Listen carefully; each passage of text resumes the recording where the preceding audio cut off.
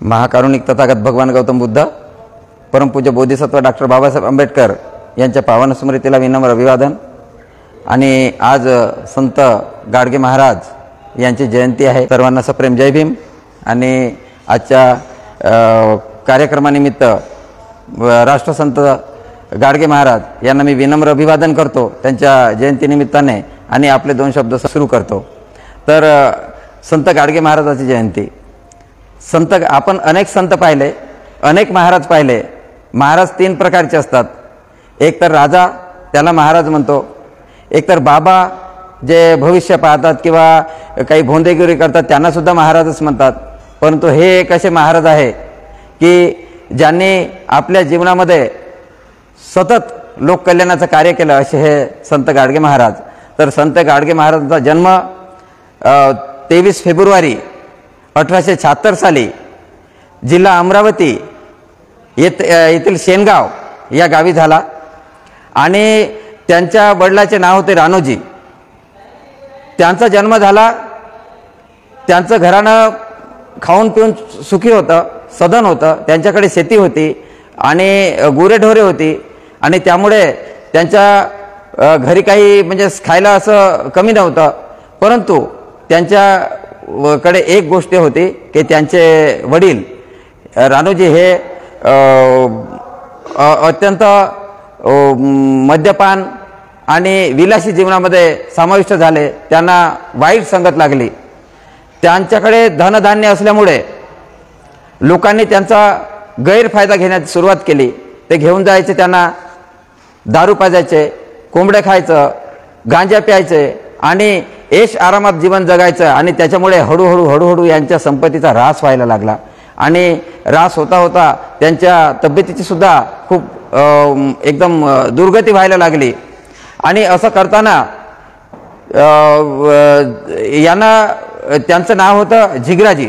रानोजी हे त्यांचे आजोबा आणि त्यांचा मुलगा झिंगराजी आणि झिंगराजींचा मुलगा डेबूजी। तर डेबूजी हे जेव्हा 8 वर्षाचे होते तेव्हा झिंगराजींची तब्येत अतिशय खालावली आणि त्यांना दम्याचा आजार झाला। अनेक प्रकारच्या व्याधी त्यांना जडल्या आणि त्यांची तब्येत इतकी खराब झाली की त्यांचं जीवन जगणं कठीण झालं। त्यांच्या आईचं नाव होतं सखूबाई। डेबूजी झिंगराजी जानोरकर, आडनाव होतं जानोरकर आणि वडिलाचं नाव झिंगराजी आणि यांचं नाव डेबूजी, आईचं नाव सखूबाई। तर मग अशी परिस्थिती झाल्यानंतर त्यांचे मोठे वडील किंवा काका आपण ज्यांना म्हणतो, तर त्यांना दया आली आणि आता आपले काही भाऊ हे जिवंत राहणार नाही म्हणून ते आपल्या गावी घेऊन गेले। जे शेनगावला च्या शेजारी त्यांचं गाव होतं, त्या गावी घेऊन गेले आणि त्यांची म्हणजे सोय करत होते। पण एक दिवस झिंगराजींना कळून चुकलं की आपण आता काही जास्त दिवस राहणार नाही। त्यांनी आपला भाऊ सयाजी यांना सांगितलं की माझ्या पत्नीला आणि मुलाला आपल्या घरी घेऊन बोलाव, मी काही आता जास्त दिवस जगणार नाही। तर सयाजीने सखूबाईला आणि डेबूजीला बोलावलं। डेबूजीचं वय त्यावेळेस 7-8 वर्षाचं होतं आणि त्यांचं बालपणच होतं, त्यामुळे त्यांना समजत नव्हतं। तेव्हा सखूबाई आपल्या मुलाला घेऊन आली झिंगराजीकडे आणि झिंगराजीची अवस्था पाहून त्या रडायला लागल्या। झिंगराजीने आपली वाईट अवस्था का झाली हे झिंगराजींना चांगलं समजलं आणि त्यांनी सखूबाई आणि डेबूजीला जवळ बोलावलं, त्यांच्या डोक्यावर हात ठेवला आणि ते म्हणाले की मी आता तुम्हाला जास्त दिवस साथ देणार नाही। आणि त्यांच्या डोक्यावर हात ठेवला आणि त्या एक तुकारामाचा अभंग म्हटला। त्या अभंगामध्ये त्यांनी म्हटलं की वाईट संगतीनं गेलं सार धन, झाली दूड दान संसाराची, झाली दूड दान संसाराची।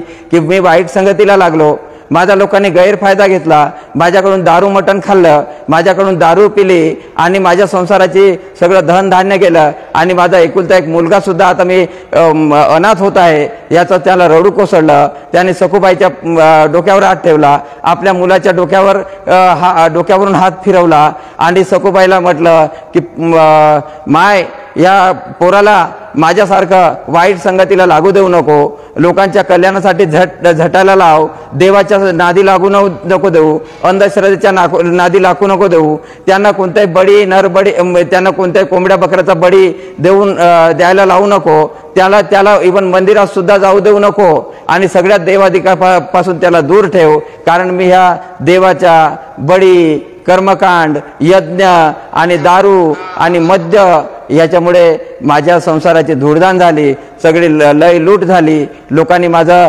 सगळा संसार खालसा करून टाकला, त्यामुळे ह्या पोराला दूर ठेव असं म्हटलं आणि जिगराजींनी आपला प्राण सोडला. आता प्राण सोडल्यानंतर सखूबाई ही अनाथ झाली. सखूबाईला काय करावं सुचेना आणि त्या डेबूजी छोटा याचं तर पालनपोषण कसं करणार हे तिला चिंता लागली. आणि एवढ्यामध्ये सखूबाईचे वडील हंबीरराव हे दापुरे गावामध्ये राहत होते, मूर्तिजापूर येथील दापुरे गावामध्ये. हंबीरराव श्रीमंत होते, धनधान्याने सफल होते, त्यांच्याकडे जमीन होती आणि त्यांनी आपला मुलगा चंद्रभान यांना सांगितलं, जा रे बाबा, बहीण अनाथ झाली तुझी, बहिणीला आपल्या घरी घेऊन ये, आपण तिचा सांभाळ करू, तिच्या पोराला बी घेन. तर अशा पद्धतीनं हंबीररावाचं ऐकून त्यांचा मुलगा चंद्रभान हा शेनगावला गेला आणि त्याने आपला भाचा डेबूजी आणि बहिणीला आपल्या घरी आणलं. घरी आणल्यानंतर काय झालं की त्यांच्या घरी धन संपत्ती होती, परंतु त्यांनी हे आपल्या बहिणीला आपण कामाला कसं लावायचं, तर त्यांनी म्हटलं की तू काम करू नको, तू आमच्या घरी खा, आमची ऐपत आहे तुला तुझं पालनपोषण करण्याची आणि तुझ्या मुलाची बी. पण सखूबाई हे काम करण्यामध्ये शांत बसायची नाही. ती आपली भावजय म्हणजे चंद्रभानची पत्नी, तिचं नाव होतं कौतुकबाई, हिच्याशी दळण दळायची पहाटे उठून आणि धुणं धुवायला जायची, भांडे घासायला जायची. तिला वाटायचं की मी कसं काय, यांनी मला पालनपोषण करायला आणलं तर मी कसं काय बोज बनू यांच्या घरामध्ये, आम्ही काम करणारच, म्हणून ती सतत सकाळीच पासून काम करायची. हंबीररावने सांगितलं म्हणजे तिच्या वडिलांनी की तू काम करू नको बेटा, एवढं काम कशाला करते. पण ती म्हणाली नाही बाबा, मी कसं काय बसून खाणार, मला तुमच्या घरी राहायचं आहे, माझा छोटा मुलगा आहे. आणि डेबूजी तशामध्ये तो मुलासोबत खेळायला लागला. पण डेबूजीने पाहिलं की माझी आई एवढं काम करते आणि मी कसं काय शांत बसू, हे डेबूजीच्या लहान वयामध्ये ढोरं चालणार, शेतात नेणार. अरे नको बा. पण मामाला वाटलं की एवढा हा मुलगा, छोटासा मुलगा, 7-8 वर्षाचा मुलगा आणि एवढी जबाबदारी, गुरं ढोरं चालणार म्हणतो, तर त्याने वाटलं की ठीक आहे, तुझी इच्छा आहे तर ठीक आहे. तर त्याने डेबूजीचे गुरं हे सूर्य निघत ना निघत शेतामध्ये जायचे, घेऊन जायचा आणि सकाळी उठला की सगळं शेण काढायचं, झाडझूड करायची आणि गुरं एवढ्या तन्मयतेने चारायचं की काही विचारू नका. की अनेक लोकांना वाटलं की ह्या सगळं गुरांना चारा घ्यायचा, त्यांना घाऊ घालायचा, एकदम तंदुरुस्त गुरं झाले. आणि ओळखायला लागले की हे गुरं कोणाचे, हे डेबूचे, त्या छोट्याशा पोराचे. अरे बापरे, गावामध्ये चमकून निघाले गुरं. त्यांचा आंघोळ घालायचा, नाल्यावर येऊन त्यांना चरायला लावायचा, त्यांचा खाजवायचा. आणि ते गुरं पाहून म्हणलं काय मेहनती पोरगा आहे. आणि नंतर अशा पद्धतीनं गुरं चारताना तो पुन्हा गावामध्ये संध्याकाळी कीर्तन व्हायचं किंवा भजन व्हायचं मंदिरात, तिथे थकून असून सुद्धा तिथे जाऊन बसायचा. तो महाराज तिथे कीर्तन करणारा पाहायचा की अरे हा छोटासा मुलगा कोण आहे कोपऱ्यामध्ये बसून. तो एवढ्या तन्मयतेनं पाहतो, ऐकतो आपलं कीर्तन. एवढा का रे बाबा तू कुठला, तुझं नाव? नाही, माझं डेबू, मी ह्या गावचा आहे आणि त्या गावामध्ये माझे वडील गेल्यामुळे मी मामाच्या घरी आलो, परंतु मला कीर्तन ऐकायची सवय आहे. आणि तो रात्रीचे 12-1 वाजेपर्यंत डेबूची कीर्तन ऐकायचा. तो महाराज एवढा आश्चर्यचकित व्हायचा की सगळे मुलं झोपायचे, पण हा एक मुलगा एवढ्या मोठ्या माणसामध्ये तन्मयतेनं कोपऱ्यात बसून कीर्तन ऐकतो. त्यामुळे त्या महाराजांनी तो कोपऱ्यात बसलेल्या मुलाला बोलावलं की नाही रे बाबा, तू कोपऱ्यात नको बसू, तू छोटासा मुलगा माझ्या जवळ बस. तर महाराज त्याला जवळ बोलावून घ्यायचे आणि आपलं कीर्तन चालू ठेवायचे, हा तन्मयतेनं ऐकायचा. आणि हे कीर्तन ऐकल्यानंतर पहाटे जेव्हा उठायची त्यांची मामी कौतुकाबाई आणि आई सखूबाई आणि त्या जात्यावर दळण दळायच्या आणि ते काही ओव्या म्हणायच्या, ओव्या तुकारामाचे अभंग म्हणायचे. तर तो खाटेवर डेबूजी झोपायचा नाही, त्याची झोप उठून जायची. तो आपल्या आईच्या मांडीवर डोकं ठेवायचा आणि आईच्या मांडीवर डोकं ठेवून त्या काय ओव्या म्हणतात कोणते तुकारामाचे अभंग म्हणतात हे सगळं ते ऐकायचा आणि आपल्या डोक्यात ठेवायचा. आणि जेव्हा तो शेतामध्ये गुरं घेऊन जायचा तर सगळे गुराखी जमा करायचा. बैलांनी खाल्ल्यानंतर बैल गुरं खाल्ल्यानंतर काही वेळ बसतात ते मैदानामध्ये. मग ते मैदानामध्ये बसल्यानंतर ह्या सगळ्या सवंगड्यांना गुराखांना एकत्र करायचा. आणि ते महाराजांनी रात्री काय कीर्तन सांगितलं, आईने आपले अभंग कोणते म्हटले हे त्यांना समजावून सांगायचा आणि तो गाऊन दाखवायचा. आणि ते आपले त्यांच्याजवळ असायचे ते काही डबडे असायचे तर त्या डबड्यामध्ये वाजवायचा तो आणि वाजवून तालावर म्हणून दाखवायचा. त्यामुळे सगळ्या त्या गुराख्यामध्ये त्यांचा एक प्रभाव पडला की अरे हा एवढा छोटासा मुलगा आमच्यापेक्षा लहान आहे तरी पण हा एवढा अभंग म्हणतो आणि आम्हाला समजावून सांगतो की बाबा रे, वाईट संगत करू नका, ऋण काढून सण साजरे करू नका, देवादिकाच्या नादी लागू नका आणि कोंबडे बकऱ्यामध्ये आपलं मन लावू नका, मद्यपान करू नका, तुम्ही काम करा, कामाने आपली प्रगती होईल, कामाने आपल्याला इज्जत मिळेल आणि असं म्हणून ते सांगायचा. आणि ते ऐकल्यानंतर सगळे प्रभावित व्हायचे आणि त्यांची ख्याती झाली. एकदा महाराजापर्यंत ही गोष्ट गेली, जो मंदिरामध्ये रोज काही कीर्तन वगैरे करायचा, ही बातमी गेली की हा मुलगा सुद्धा गुरांच्या सोबत आपलं कीर्तन करून दाखवतो जंगलामध्ये, शेतामध्ये. तेव्हा त्या महाराजांनी त्यांना बोलावलं रात्री म्हणजे सायंकाळी जेवण झाल्यानंतर ते बसायचे मंदिरामध्ये. बाबा डेबूजी, तू डेबूजी म्हणायचे. त्याचं एवढे इम्प्रेशन की डेब्या न म्हणता डेबूजी म्हणायला लागला. डेबूजी तू इकडे ये आणि तू काय कीर्तन म्हणतो मला जरा म्हणून दाखव. जेव्हा महाराजा पुढं आणि त्या सगळ्या लोकांसमोर त्या डेबूजी छोट्याशा मुलांनी कीर्तन आणि अभंग, तुकारामाचे अभंग, कबीराचे दोहे आणि ओव्या म्हणून दाखवल्या तर सगळे हैराण झाले. सगळे म्हणजे आश्चर्यचकित झाले की हा एवढा छोटासा मुलगा एवढं कसं काय करतो. तर त्यांची ते बुद्धिमत्ता आणि त्यांचं पाहून ते चकित झाले आणि अशा रीतीनं त्याची वाढ व्हायला लागली. परंतु मग त्यांना समजलं की आपल्या मामाने काहीतरी कर्ज काढलं होतं. कर्ज काढल्यानंतर ती शेत, एवढं मोठं शेत होतं, धन धान्य खूप व्हायला लागलं, परंतु ते शेतीवर कर्ज काढल्यामुळे त्या सावकाराने यांच्यावर असं व्याज लावलं, मामाला चंद्रभानला वाचता येत नव्हतं. त्यांनी याच्यामध्ये खोडखाड करून व्याज खूप लावून दिलं आणि त्या व्याजाच्या कर्जाच्या कचाट्यामध्ये ही जमीन तो एक दिवस घ्यायला आला. आणि मामा म्हणाला मला माहित नाही पण यांनी व्याज एवढं आकारलं की आपली जमीन ही जाईल, जमिनीचा तुकडा. पण डेबूजीला खूप राग आला, त्याला तो अन्याय कोणताच सहन व्हायचा नाही. सावकाराच्या अन्यायाविरुद्ध त्याला खूप राग यायचा. तर मामा, आपलं एवढं शेत जाणार, मी तर इथे काम करत आहो, आपले गुरं ढोरं एवढे पाळले आणि हे शेत सावकार नेणार कसं काय. तर हो, त्यांच्याकडे एवढं डेबूजी काही शिकले नव्हते तरी पण म्हणाले, ए सावकार तू ह्या शेतामध्ये पाय नाही टाकायचं. पण सावकाराचे सवंगडी एवढे तगडे होते की यांच्यावर चाल करून आले. परंतु डेबूजी महाराज हे जसे गुरं चारायचे तसेच ते कसरत बी करायचे. कसरतीमुळे त्यांचं धिप्पाड शरीर होऊन गेलं होतं. तो मुलगा एकदम धड धाकट होता आणि त्याच्यावर कोणाची हिंमत नव्हती त्याच्यावर जायची. परंतु मामा म्हणाला, तू नको रे बाबा, तुला ते मारतील. पण डेबू मला माझा जीव गेला तरी चालेल, पण मी हे शेत त्या सावकाराला घेऊ देणार नाही. सावकार हैराण झाला की माझ्या समोर कोणी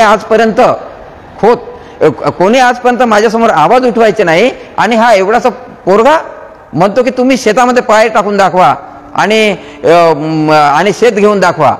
तर त्याने आपले 2-3 सोडले. त्याच्यामध्ये एक हनुमंत नावाचा महार सुद्धा होता, तो बी पैलवान होता. आणि असे 2-3 आले आणि डेबूजी त्याच्यावर असा तुटून पडला की जसा काही जीव जाईल की राहील. तर त्या लोकांना पाहिलं की हा एवढा तुटून पडला, त्याची धडधक्कट शरीर होते आणि त्यांना अक्षरशः तो जमिनीवर लोळवत होता.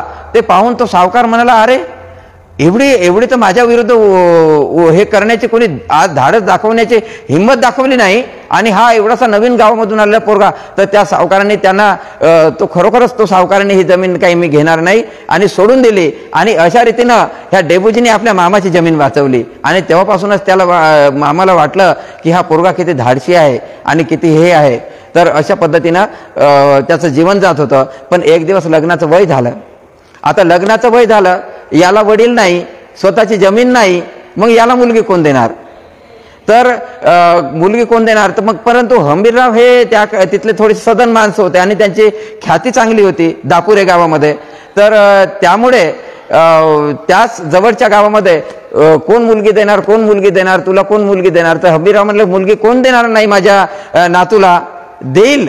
तर हंबीररावांनी एका जणाशी गोष्टी केली. त्यांचं नाव बल्लाळ खंडोरेकर असं होतं. आणि त्यांच्या मुलीचं नाव होतं कुंताबाई. तर त्या कुंताबाईशी लग्न 1892 साली. यांचा जन्म पहा, डेबूजीचा जन्म हा 23 फेब्रुवारी 1876 आणि लग्न झालं 1892 साली कुंताबाईशी लग्न झालं. कुंताबाई ही सुद्धा ही चांगल्या खात्यापित्या घरची होती. आणि नंतर हळूहळू यानं त्यांचा संसार चालू लागला. हंबीररावनी त्याला एक छोटंसं घर बांधून दिलं आणि आजोबांनी, आणि त्याच्यामध्ये संसार चालू लागला. परंतु डेबूजीचं मन हे संसारामध्ये लागत नव्हतं. त्याला हा अन्याय सहन होत नव्हता. हे सावकार कर्ज देतात आणि आपल्या पाशामध्ये गोरगरिबांच्या जमिनी घेतात, त्यांना लुटतात, त्यांना नशाच्या आहारी लावतात, त्यांच्याकडून कोंबडे बकरे खातात, त्यांना देवधिकार करायला लावतात आणि त्या देवामध्ये, त्या कर्मकांडामध्ये, त्या यज्ञामध्ये, त्या आहुत्यामध्ये, त्या सणामध्ये आपला पैसा बर्बाद करायला लावतात आणि आपल्याला कर्ज देतात आणि अशा पद्धतीने आपल्या जमिनी घेतात. हे शल्य संत गाडगे महाराज डेबूजीला चलत होतं. आणि ते म्हणाले की नाही, मी जर ह्या संसारामध्ये जर राहिलं तर मग कसं होईल, तर मला ह्याच्यासाठी काहीतरी करावं लागेल. आणि अशा रीतीने त्याला 4 मुले सुद्धा झाली. गोविंदा होता, अलोक नावाची मुलगी होती. तर अशा प्रकारे 4 मुलं झाले. मुलं झाल्यानंतर त्यांनी सांगितलं, कुंताबाईला सांगितलं की तू सांभाळ कर, पण मी आता मी ह्या कीर्तनामध्ये लोकांना जागृत करण्यामध्ये राहीन. आणि अशा रीतीने एक गुरु महाराज एक दिवस त्या गावामध्ये आला, दापुरे गावामध्ये, आणि त्यांचे बोलणं त्याला ऐकल्यानंतर हा एवढा प्रभावित झाला डेबूजी की खरोखरच त्यांना वाटलं की नाही, आपण सुद्धा काहीतरी लोकांना जागृतीचं काम केलं पाहिजे. आणि म्हणून त्याने त्या महाराजाच्या मागे गेले, दुसऱ्या गावी गेले, परत गेले, त्यांच्यासोबत राहिले 2 दिवस. आणि काही दिवसांनी तो एक महाराज गायब होऊन गेले. गायब झाल्यानंतर आता काय करायचं त्याने घरी आलेच नाही डेबूजी. मग ते फिरायला लागल्यानंतर हातामध्ये झाडू घेतला, हातामध्ये झाडून एक गाडगं घेतलं आणि असं मडकट शर्ट घातलं. तर आणि कोणत्या गावाला गेलं तिथे मंदिरामध्ये झोपायचे किंवा पारावर झोपायचे आणि सकाळी उठून त्या गावामध्ये झाडू मारायचे. तर लोकांना वाटलं की हा कुठला तरी पागल आला आहे आणि त्यामुळे तो झाडू मारतो आणि हातामध्ये गाडगं कसतरी बांधून. तर लोक त्याला म्हणजे एकदम विक्षिप्त नजरेनं पाहायचे की हा कोणीतरी आलाय. अरे तू झाडू का कोण्या गावून आला रे बाबा? तर हा उत्तर द्यायचा, ह्याच गावून आलो जी. अरे ह्याच कुठून? नाही, ह्या जवळच्या गावून. जवळच्या गावून तुझं नाव काय रे? आहे काहीतरी, माझं नाव काहीतरी आहे, मला आठवत नाही जी. आणि कुठे राहतो रे बाबा? हे इथंच राहतो, ह्या झाडाखाली राहतो. हो, खातो का? तुम्ही काय दिलं तर खातो. तर त्या लोक म्हणायचे हा विक्षिप्त माणूस आहे, हा पागल आहे. मग हे पागल आहे रे.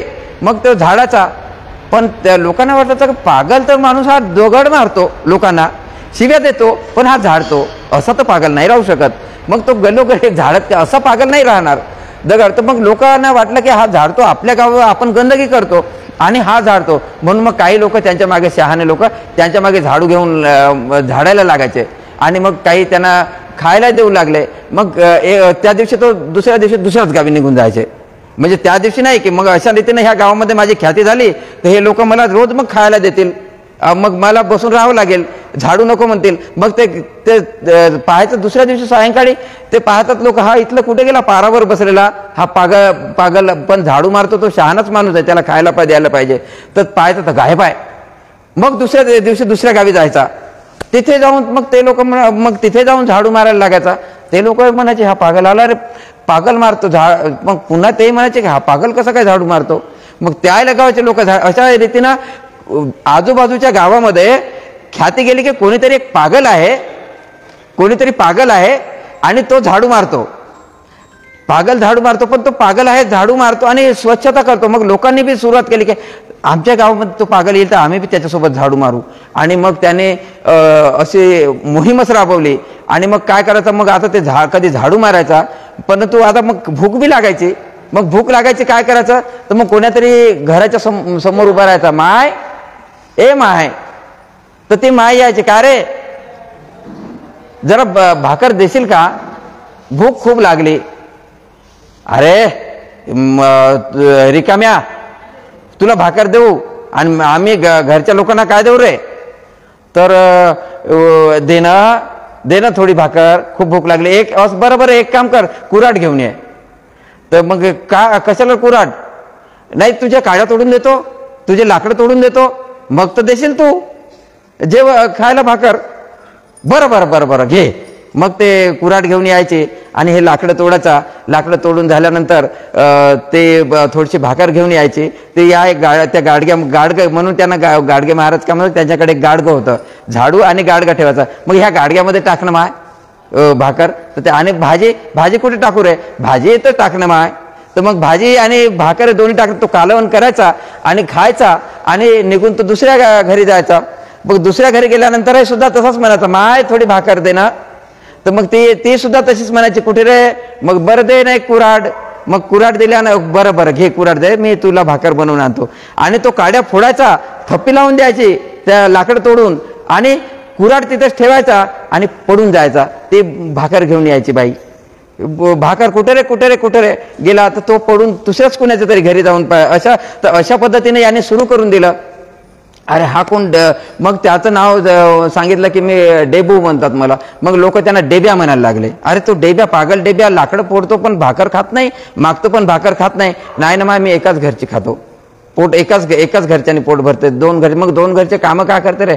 का करू रिकामं राहून का करू? काम करतो, कामं करावं लागेल ना, तुमचं काम करतो, द्या अधिक सांगा काही काम. तर अशा पद्धतीनं तो मग असं करताना थोडेसे लोकप्रियता वाढली की तिसऱ्या गावी पडून जायचा. मग तिसऱ्या गावी पुन्हा तीच हाल व्हायचे की हा डेबे पागल आला, झाडू मारतो, लाकडं फोडतो, भाकर खातो. आणि अशा पद्धतीनं त्यांचं जीवन जायला लागलं. आणि असं करताना ते मग त्यांनी मग कीर्तनाचा ध्यास धरला. अरे हा मग पारावर बसायचा, पारावर बसून काही मंडळी यायची. मग त्या मंडळीमध्ये मग काही डबडे काही वाजवायचा आणि आईनं म्हटलेल्या ओव्या, तुकारामाचे अभंग, कबीराचे दोहे म्हणून दाखवायचा. आणि असं दाखवल्यानंतर तर तो अरे लोक त्यांना डेबूजी महाराज म्हणायला लागले. हा कीर्तन करतो आणि कीर्तन करून मग लोकांनी काही दिलेलं खास सुद्धा नाही, कारण ते दिवसा लाकडे फोडून खाल्लेलं असतो. काही एक भाकर, फक्त दिवसातून एक चतकोर भाकर किंवा एक भाकरच खायचा, पुन्हा कधीच खायचं नाही, रात्री सुद्धा खायचं नाही.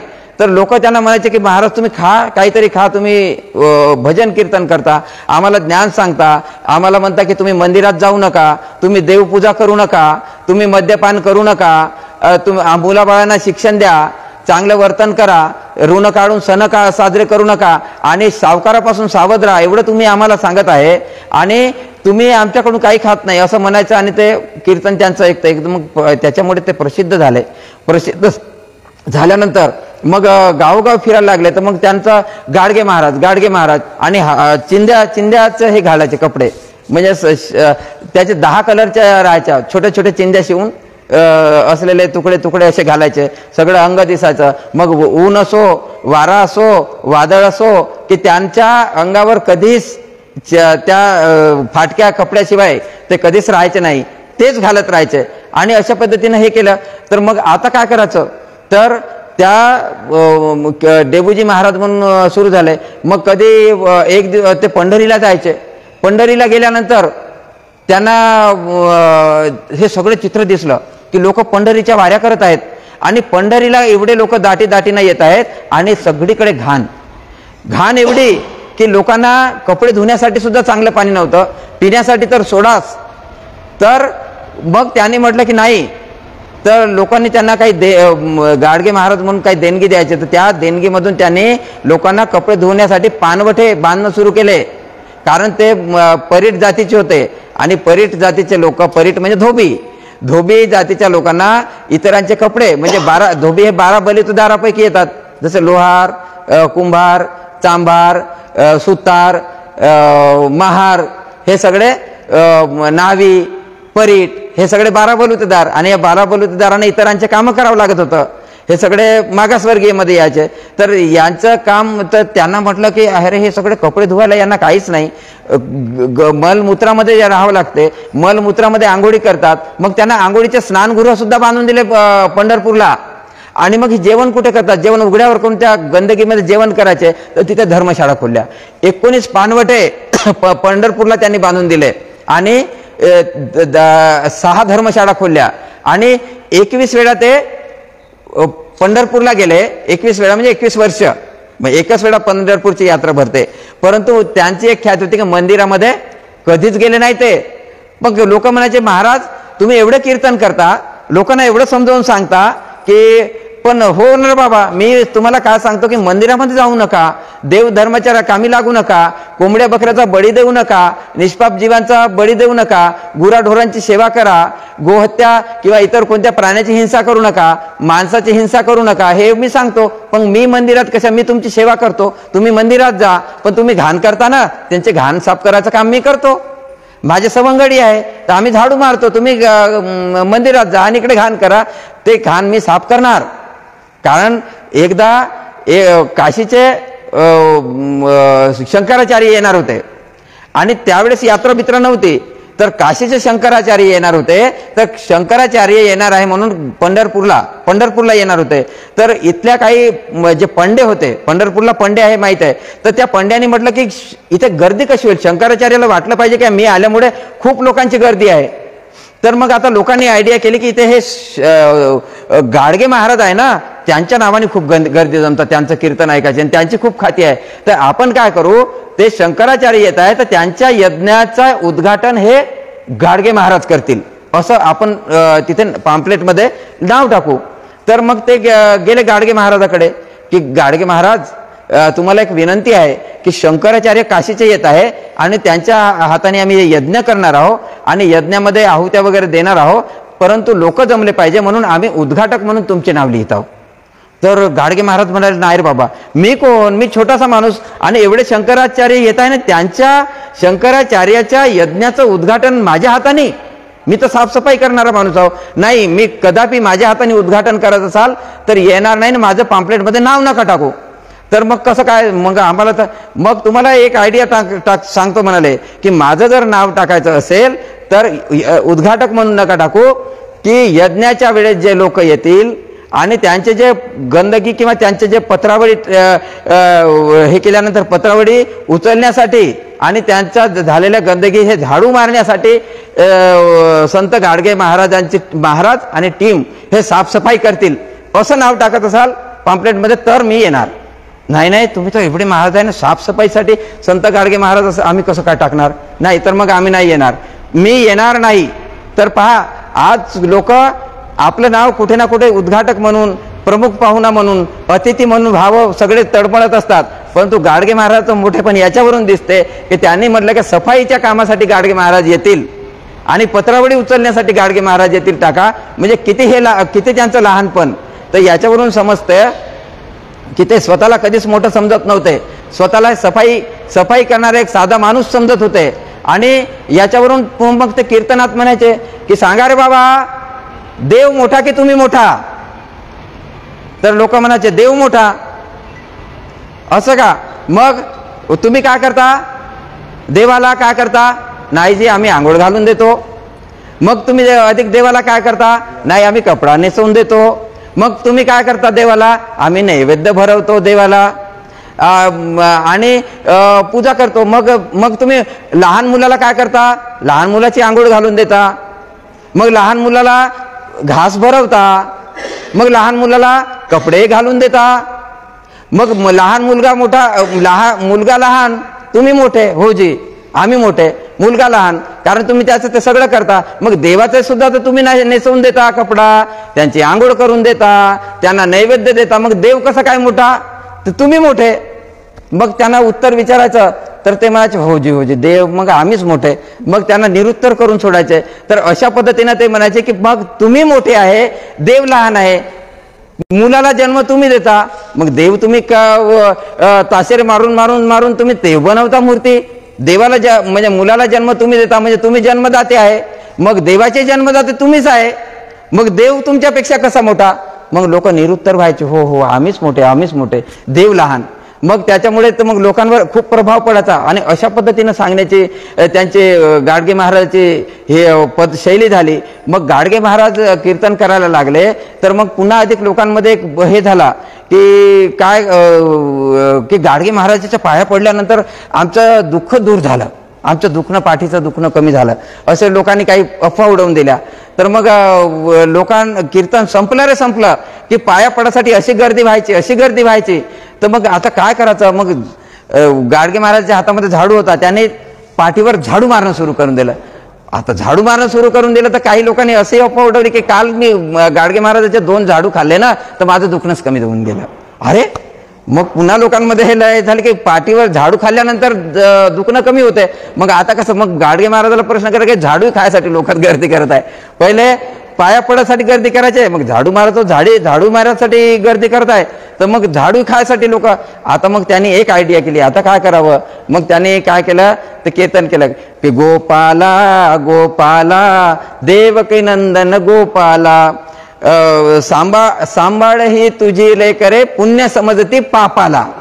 ही तू गोपाला ही आपली मुलं सांभाळ की हे पुण्य समजती पापाला. कोंबड्याचा बळी देतात, कर्मकांड करतात, हे सगळे पाप करतात, हत्या करतात आणि त्यालाच पुण्य समजतात. की असं पुण्य सांभाळ ही तुझी लेकरे पुण्य समजती पापाला असं एक भजन तयार केलं त्यांनी. आणि कसं भजन म्हणायचं, आरती झाल्यानंतर पाया पडायचे. तर मग कसं भजन करायचं, असं करायचं. मग आणि डोळे लावा आरती, मग ते असे तल्लीन करून जायचे.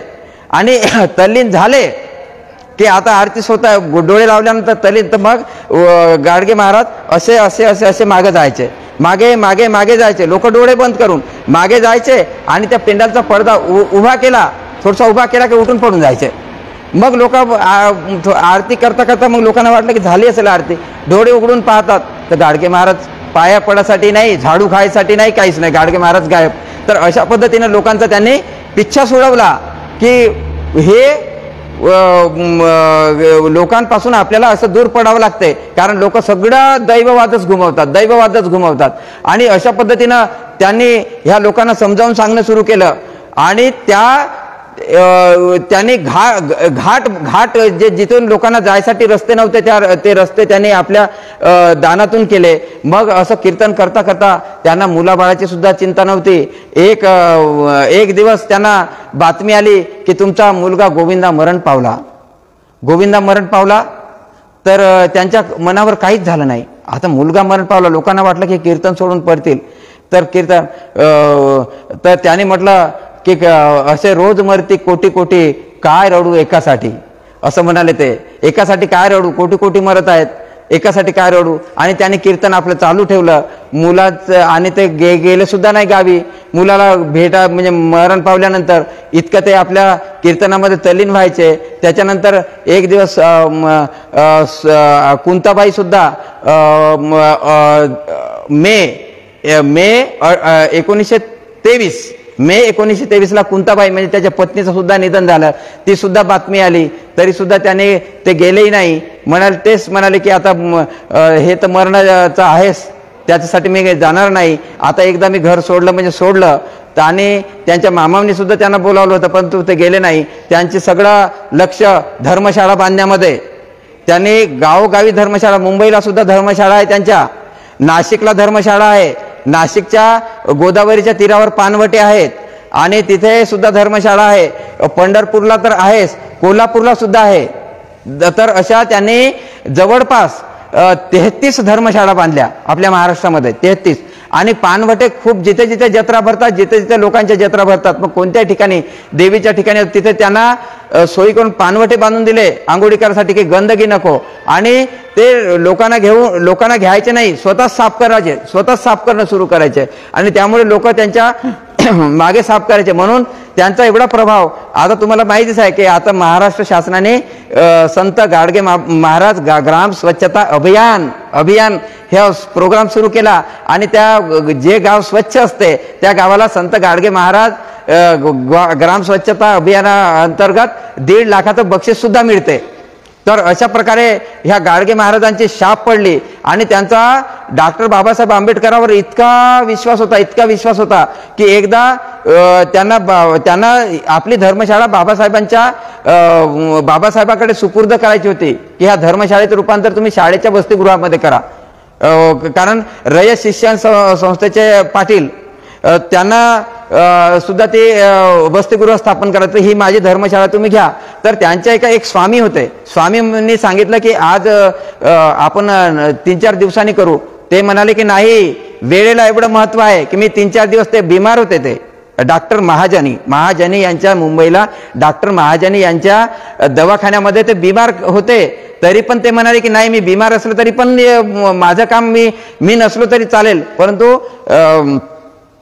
बाबासाहेबांना ह्या वसतिगृहाचा उद्घाटनासाठी माझी धर्मशाळा मला द्यायचीच आहे, त्यांना बातमी पाठवा. आणि खरोखरच त्यांनी एवढं म्हटलं की मी 1 मिनिट सुद्धा वाया घालवू शकत नाही. हा जीवनातला वेळ खूप महत्वाचा आहे आणि त्या जीवनातला वेळ वाया घालवण्यासाठी माझ्याकडे नाही. मी कार्यरतच राहणार, मी बिमार असला तरी चालेल, परंतु मी कार्यरत राहणार. तेव्हा त्यांनी बाबासाहेबांना पाठवला, बातमी पाठवली त्या स्वामींनी, आणि ती धर्मशाळा बाबासाहेबांच्या हस्ते धर्मशाळेचं रूपांतर हे वसतिगृहामध्ये केलं. आणि तेव्हा त्यांना समाधान वाटलं की नाही, हे मुलांच्या शिक्षणासाठी, म्हणून बाबासाहेबांचा एवढा प्रभाव त्यांच्यावर होता की खरोखरच हे बाबासाहेब त्यांना आपल्या मुलांची पर्वा, पण ज्या लाखो कोटी मुलांचे बाबा झाले डॉक्टर बाबासाहेब आंबेडकर, तर त्यांच्याबद्दल त्यांना खूप आदर वाटायचा. आणि ते नेहमी बाबासाहेबांच्या आज कुठे कार्यक्रम आहे, ते काय करत आहे, मला भेटायचं आहे असं म्हणायचे आणि विचारायचे. तर अशा पद्धतीनं त्यांनी लोकांना, काही लोक त्यांना त्रास द्यायचे म्हणजे कसे की त्यांना भूक नसायची, खायचे नाही, परंतु काही बाया माता भगिनी म्हणायच्या, येणारे डेब्या जेवण करायला, येणारे शिदोरी नेत असताना नवऱ्याची शिदोरी येणारे घेणार खाणार. तर डेबूजी महाराज म्हणायचे, हो खातो, मला खूप भूक लागली आहे, मग घे 1 भाकर. तर तो म्हणाला, नाही 1 भाकर नाही पाहिजे मला, पूर्ण शिदोरी दे. पूर्ण शिदोरी दे. मग माझ्या नवऱ्याला काय देऊ रे, तो शेतामध्ये काम करतो, तुला पूर्ण शिदोरी देऊन मग नको देऊ ना. तर मग अशा प्रकारे तो त्या बायांचा पिच्छा सोडवायचा. म्हणजे त्याला तर जेवणच करायचं नव्हतं, परंतु अशा बाया त्रास द्यायच्या, फालतू बोलायला लावायचे त्याची, म्हणून त्यांना अशा प्रकारे उत्तर द्यायचा. कधी ते पायदळच चालायचे, कधी बैलगाडीवर बसायचे नाही किंवा कोणत्या याच्यावर बसायचे नाही, पायदळ चालायचे. मग काही लोक म्हणायचे, येणाऱ्या डेब्या बैलगाडीवर बस ना. तर तो म्हणाला, बसतो, पण तू उतर ना खाली. माझी बैलगाडी, मी खाली उतरू, तू बसते. हो ना, का? अरे बैलाला जड होईल ना, मग तू उतर, मी बसतो. हो नाही जा पायदळ जा, असं म्हणून करायचे. म्हणजे दुसऱ्या दिवशी तो यांना विचारायचं नाही. अशा प्रकारे अशा फालतू लोकांचा पिच्छा कसा सोडवायचा हे डेबूजी महाराजांना खूप माहीत होतं, म्हणजे गाडगे महाराजांना खूप माहिती होतं. आणि गाडगे महाराजांनी अशा प्रकारे अनंत म्हणजे लोकांच्या मग त्यांनी गावोगावी कीर्तन जेव्हा सुरू केले आणि कीर्तनाचा ध्यास लागला आणि कीर्तनामधून त्यांनी अनेक लोकांना म्हणजे जागृतीचं अभियानच सुरू करून दिलं की सगळं तुकाराम महाराज, त्यांचं शिक्षण नव्हतं तरी पण ते एकदा ऐकल्यानंतर त्यांचा जे अचाट शक्ती होती त्यांची लक्षात ठेवण्याची, तर ती शक्ती त्यांची एवढी होती की कुठे जाऊन जर कोणाचे ऐकले, कुणी जर वाचून पुस्तकातून म्हणून दाखव रे तुकारामाचे, हे कबीराचे दोहे म्हणून दाखव रे असं म्हटलं की ते एकदा म्हटलं की त्याच्या डोक्यातून कधी त्यांना लिहिता वाचता येत नव्हतं, पण डोकं मात्र एवढं त्यांचं भांडार होतं की सगळे दोहे, सगळे अभंग, मग ते नामदेवाचे असो की तुकाराम महाराजाचे असो की कबीराचे असो की इतर कोणते चांगले जे लोकांना जागृत करणारे असो, तर सगळे दोहे त्यांना पाठ राहायचे. आणि एवढी अचाट शक्ती त्यांच्याकडे होती आणि ते अचाट शक्तीचा ते खूप उपयोग करायचे. आणि गाडगे महाराज त्याच्यानंतर ते पानवटे धर्मशाळा मधून एवढी जनजागृती तयार केली की त्यांचा प्रभाव हा लोकांवर दिवस पडत गेला. रोज त्यांचे कीर्तन, तर ते एवढे, तर त्यांना कीर्तनाची बातमी आली की आज महाराज तुमचं कीर्तन आमच्या गावी आहे, तर ते त्यांना एकाला सांगायचं की पत्र लिहि रे बाबा त्या याला, त्या कोण आहे अरेंज करणारा, म्हणजे नियोजन करणारा हा आहे, त्याला लिहि की कीर्तन एवढ्या वाजता संपणार, रात्री 10:30 वाजता संपणार, रात्री 10:30 11 वाजता गाडी तयार ठेवा म्हणा, मला मूर्तिजापूरला जायचं आहे उद्या, तर मूर्तिजापूरला तेवढ्या वाजता मला पोहोचलंच पाहिजे. आणि मूर्तिजापूरवाल्यांना सांगा की ह्या वेळेस तुमचा कार्यक्रमाचे बरोबर स्टेज वगैरे तयार असला पाहिजे, नाहीतर मी येणार नाही. तर अशा प्रकारे त्यांचे पत्र लिहायचे आणि सगळ्यांना पद्धतशीर एवढ्या वेळ नियोजन करून ते आपल्या त्या अनुयायांना सांगायचे की ह्या तारखा द्या. म्हणजे याच्यावरून संत गाडगे महाराजाचं जे वेळेचं नियोजन होतं, हे वेळ कशी उपयोगात आणायची यावरून त्यांचं नियोजन हे खूप लक्षात येते. आणि त्या नियोजनाचं आपल्याकडून खूप आपल्याला घ्यायचं आहे. डॉक्टर बाबासाहेब आंबेडकरांची जेव्हा महापरिनिर्वाण झालं 6 डिसेंबर 1956ला, तेव्हा गाडगे महाराज हे सुद्धा दवाखान्यामध्ये भरती होते आणि त्यांच्या मुलगा गेल्यानंतर त्यांनी म्हटलं होतं की असे मरती कोटी कोटी आणि काय रडू एकासाठी. परंतु जेव्हा डॉक्टर बाबासाहेब आंबेडकरांची गेल्याची बातमी आली तेव्हा त्यांच्या डोळ्यातून घळाघळा अश्रू ढळले आणि तेव्हा त्यांनी जेवणच सोडून दिलं. ते म्हणाले की मला आता जेवण करायचं नाही, मी मेलो तरी चालेल, कारण ह्या कोटीचे बाबा गेले, कोटीचे बाबा गेले, आता मी काय राहून करणार. तर अशी त्यांना धास्ती भरली आणि तुम्हाला माहिती आहे की धास्ती भरल्यानंतर केवळ 14 दिवसांनी गाडगे महाराजांचा 20 डिसेंबर 1956 गाडगे महाराजांचा 20 डिसेंबर 1956ला परिनिर्वाण झालं.